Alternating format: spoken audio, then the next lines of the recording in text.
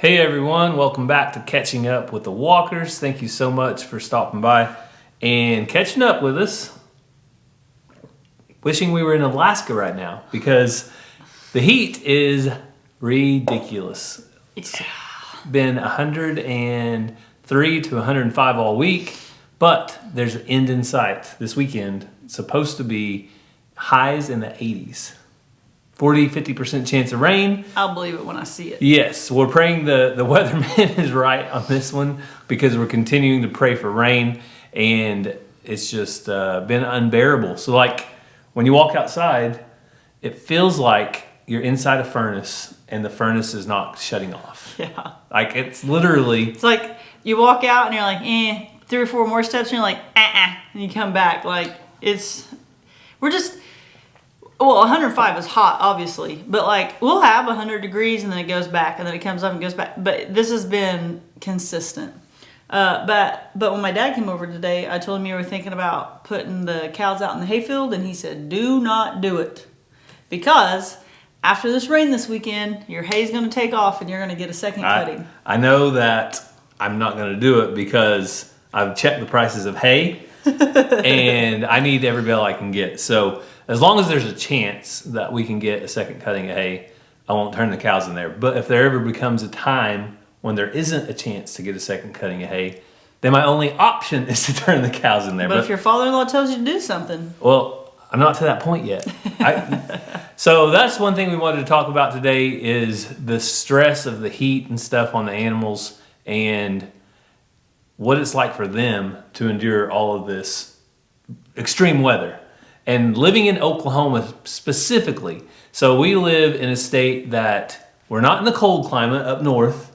We're not in the southern climate down in Texas and Louisiana where you drive through and they don't even have anything around the bottom of their houses because their pipes never freeze. We are stuck. We're right in the middle. We're used to a happy medium of everything, and none of it lasts them very long. Yeah, so Oklahoma. If you're thinking about moving to Oklahoma, Cassie almost spilled her coffee. That wouldn't have been good, Cassie. No. You almost spilled something else. You know what? That would have been real She bad. almost stole. I'm used to her stealing it. She almost spilled my favorite snack, the Wag Bar. So I was going to remind you guys, we still have a 10% off code, Walker 10, WALKER 10, and it's good for 10% off of the Wag Bar. If you guys aren't familiar with it, John and Rue, the owners of Wag Bar, came to our house. These are peppered, one of my favorites. I like peppered, hot and spicy. Cassie likes teriyaki and original. I like teriyaki. I'll eat the others too, but teriyaki is my favorite. But one of you sent me a pack of teriyaki Wag Bars, and I truly appreciate that. Did they send me anything? Nope. Maybe one of those Wag Bars were mine. Well, there's only one left. Did it have your name on it? Yeah. It said Cassie. It didn't say who it was from. But it said these are for It Cassie. was from Amazon. But it said these are for Cassie. I mean, it had my name on the package. It had Cassie Walker or Walker Farm. Well, I'm not real sure. Okay. It had teriyaki though, and that's my favorite. I'm not going to say anything. I just have to get to that Wag Bar first if I want it. We're out of teriyaki, but I like the peppered. I'm not out of teriyaki. I like the original. I like all of them. There's really not a flavor I don't like. The other ones are just a hair spicy, which is good because I don't like gobble them up. I have to pace myself. But the teriyaki's gone in no time. Yeah. So if you don't want to live in Oklahoma like us, and you don't want to raise your own cattle, and you don't want to deal with 100-degree temperatures for 3 weeks straight, then get online and get you some Wag Bars. Our link is down in the description, and the code is down there as well. Also, I want to say it is not beef jerky. No, it's different. Some people have bought it and said that. I thought that was going to be like beef jerky. It's more like a beef bar, and it's soft. I compare it to like a breakfast bar or something. So it is a little different. Texture's a little different. But I would say out of all the people who have ordered, only 2 or 3 have told me it wasn't for them. And that's out of hundreds. Yeah. Hundreds of people have ordered it. So a majority of them like it. Some people send it to military family members, and they absolutely love it. They share it with their fellow soldiers, and they love it as well. So we've had a lot of good feedback. That's why we continue to tell you guys about it. Also, it's an Oklahoma company. Their founders live in Oklahoma, right up the road that way, in Tulsa area, and they are locals. So. Also, it's beef with a purpose. For each bar you buy, they donate money to a homeless shelter and feed children. So it's a pretty cool thing. Yeah.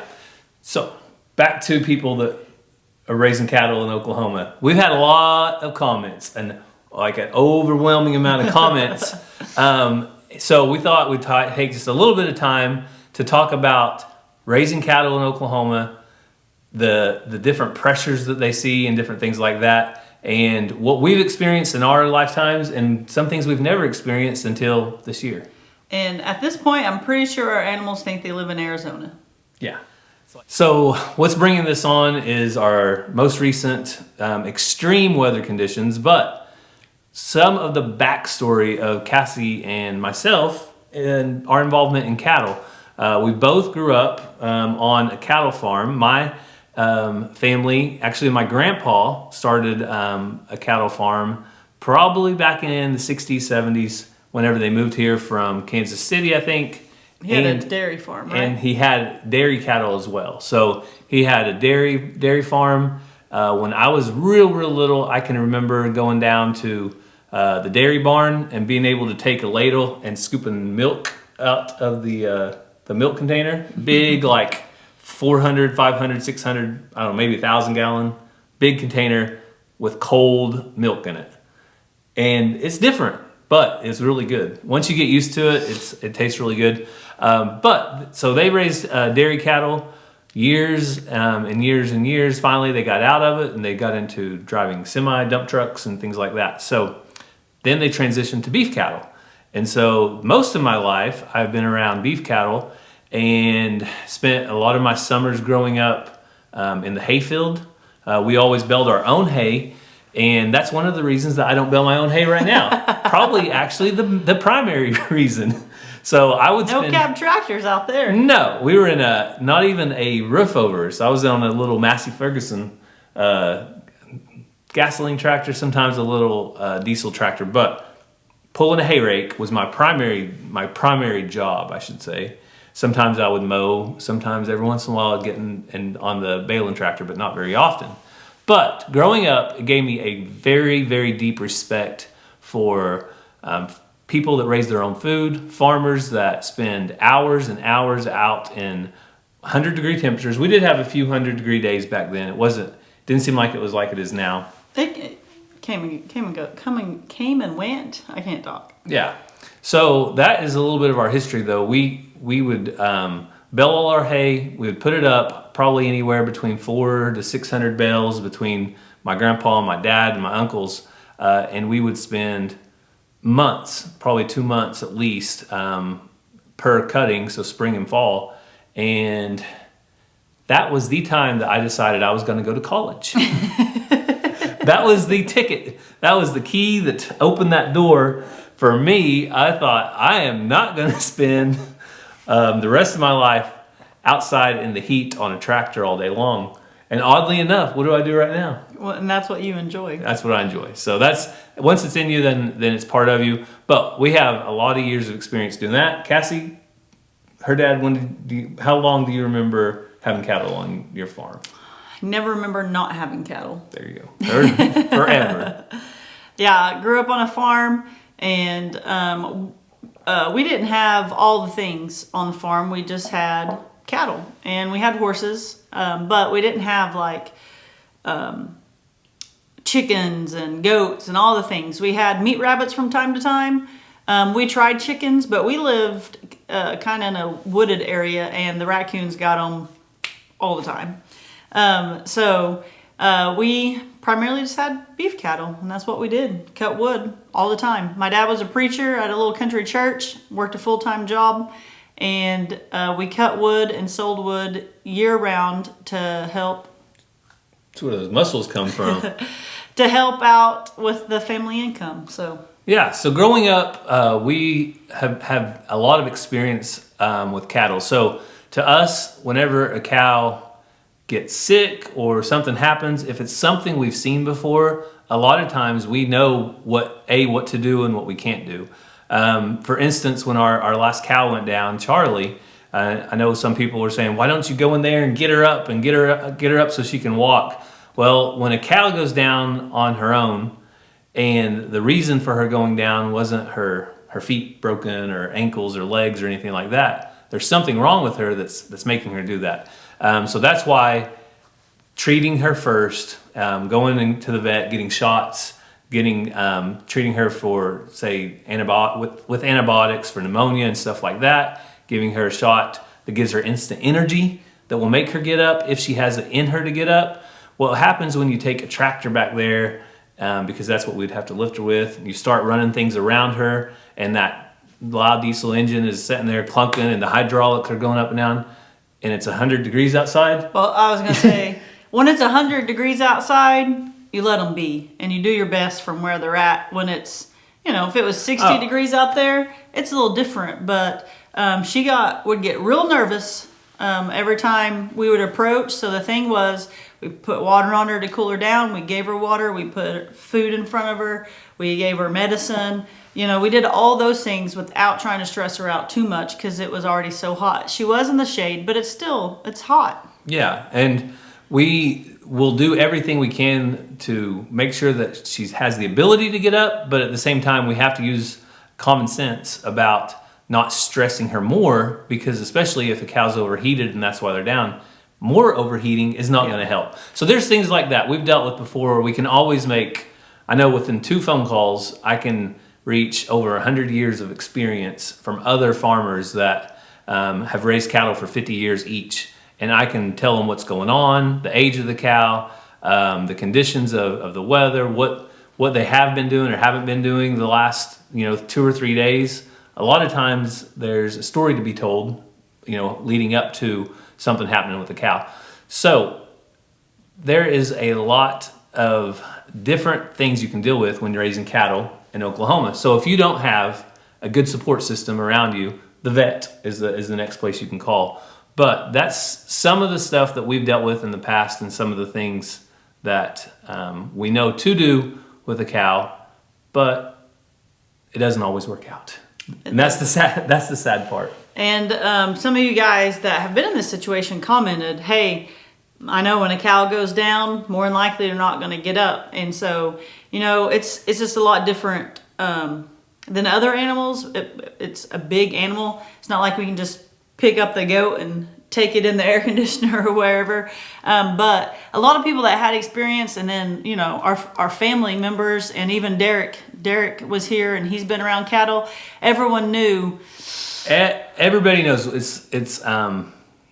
it's comparable to like a bad diagnosis for a human.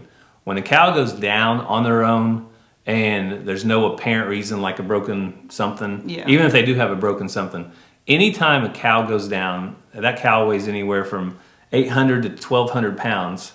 The likelihood of them ever getting up again is not very good. Yeah. We've had cows growing up. I remember we had a cow that got down raising with a calf being born, and we raised that calf up every day for like 13 days. We'd feed it, we'd water it, we'd raise it up, let it stand for 30 minutes or an hour, and then try to get it to stand on its own, put it back down, and do the same thing over and over. And it never did get up again. So, saying that to say this, if you're going to have cattle in Oklahoma, there's going to be times when it's not going to work out. But that doesn't mean you stop. Yeah. And I will add, when I went to get the medicine, there was an old timer in there, and he was like, so what's going on? And I told him, and he said, man, that's not good. He said, but you know what? A long time ago, before we had all these phones where we can video, he said, I had a cow that got down. She had just given birth, he said, and it was hot and she wouldn't get back up. And so he said he squirted milk in that baby's mouth, and that baby actually came over there and started sucking on the mama. He said, and the vet told him, do not get her up, leave her alone, just do your best. He said, so for 9 days, he would go back there and was trying, and the baby would come over there and suck, and the baby was doing good, but the mama wouldn't get up. He said, and this is when I wish I would have had a camera on my phone. He said, because after 9 days, she just got up, took off walking. Like, she was totally fine. He said, and like, he knew like that would have been something to video as like a miracle because that doesn't happen. Yeah. And that's why we do what we do. That's why, even though we knew the likelihood of our cow not making it wasn't great, we still went and spent lots of money on medicine. We spent hours back there with her trying to push her around, get her up, and put water on her, cool her off, putting water on her back and around her. But that's all we could do, and we hope for the best, and sometimes it just doesn't happen. So if you are wanting to start a homestead in Oklahoma, you should do it. But you better make sure that you are ready for the unknown, because just like anything else, any animal, not just cattle, but any animal, you have to be ready for whatever life's going to throw at you. Yeah, be flexible, do your best. If you ask 5 farmers, you'll get 20 different opinions. Do what works for you. And on a farm, there's going to be tragedy, there's going to be hard times, but there's also going to be amazing times. Don't get discouraged. Keep on keeping on. And if you share it on YouTube, don't let people get to you. No, that's the other part. So we've done this our whole lives, but we've never shared our lives before like this on social media. And if people do share on social media, a lot of times they don't share the ugly parts. Like, because it's a constant highlights of all the positive things in their life. And then you have all these other people out there comparing themselves to them. And there's maybe other YouTubers out there comparing themselves to us. And like, well, they never have any cows that die. So when they have a cow that dies, they think, well, what am I doing wrong? Yeah. Well, it's just like Brandon and Stephanie over there at Eddie Family Farm. They're new. They're trying. They've had a lot of tragedy lately with different things. They were getting super discouraged. And I just told them, like, hey guys, it happens. It wasn't currently happening to us or other people. And not everyone shares that. But I kept telling him, like, it happens. And now we've experienced it. And so I've told him sometimes it comes in waves, sometimes it comes all at once, but it does happen. And he kept saying, well, I'm trying my hardest. Am I doing something wrong? And I'm like, no, it just happens. Just not everybody shares it. Well, and it's like if you live long enough, you see it all. It's all going to come at some point. So as far as catching up with the walkers, a lot of stuff you've seen in the past revolved just around that, the cattle and dealing with the cows. But the heat, I guess maybe said earlier, is going to break supposedly this weekend. So we're really thankful that there's at least rain in the forecast, because in the last 2 weeks there hasn't been rain in the forecast at all.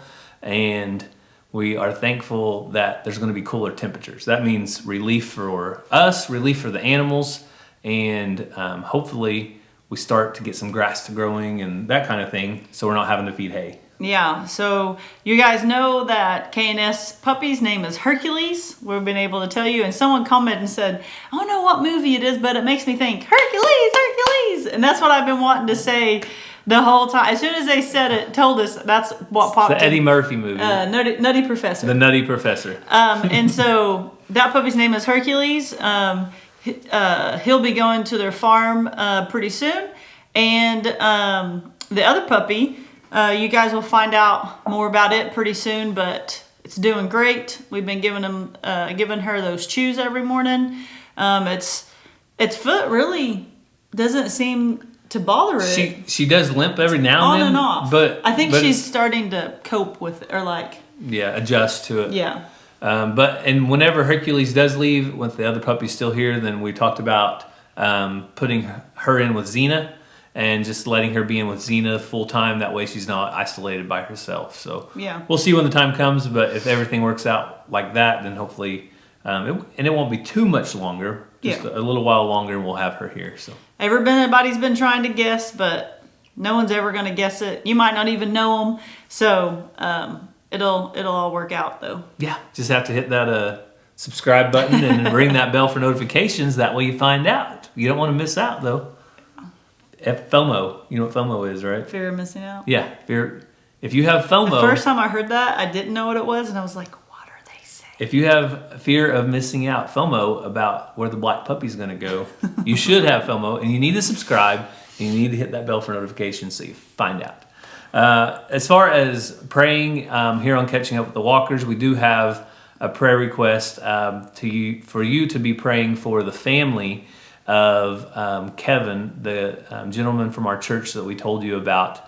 He unfortunately passed away, and a very, very sad situation for our church, for our town. He was a local pharmacist that had many deep ties with our community, and we'll be having his memorial service this week. So just be in prayer for the family as they start to go through life without him here.